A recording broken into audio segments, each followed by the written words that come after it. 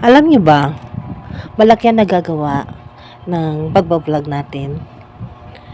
Alam niyo kapag kayo ay nagkakaroon ng lungkot o mga suliranin, basta ikaw ay nag-umpisa ng gumawa ng content, minsan di siya nakakatulong pero malaking factor siya para kung ano man yung iniisip mo o ang iyong dinadamdam sa buhay, nagiging siya hindi naman mamawala kasi syempre problema yan lungkot yan mahirap labanan minsan ng lungkot.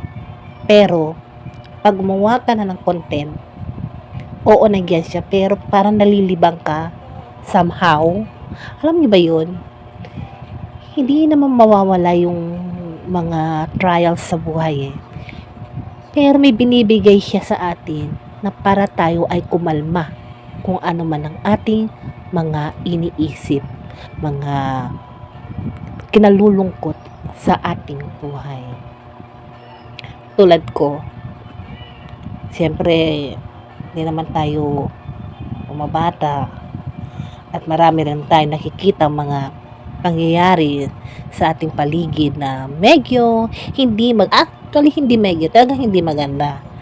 Lalong-lalo na pagdating sa politika, ayoko nang expand pa yan. Alam ko may kanya-kanya tayong paniniwala pagdating sa politics ko. Kung anong paniniwala nyo, so be it. Ganon din kung anong paniniwala ko. Kaya lang nakakalungkot, diba? Yung inaasahan nating gobyerno, may natutuklasan na isa din nakakapagdagdag ng lungkot sa ating lahat. O, diba? Tapos ang dami nating mga iniisip. Ako lang marami akong naglalaro sa aking isip. May mga time na nakabahan din ako. So, itong pagkukontent, nakakatulong to Nakakatulong siya kahit paano. Magkaroon ka ng konting focus dito muna sa pagkukontent. Kasi ang lungkot nandiyan na yan kakambal na yan ng tuwa at tagumpay. Hindi pwedeng puro tagumpay, walang trial.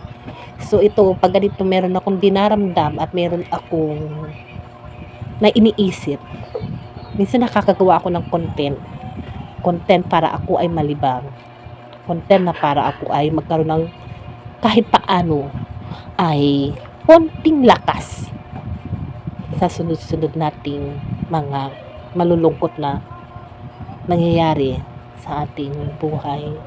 So yun lang, gusto ko lang sa inyong i-share.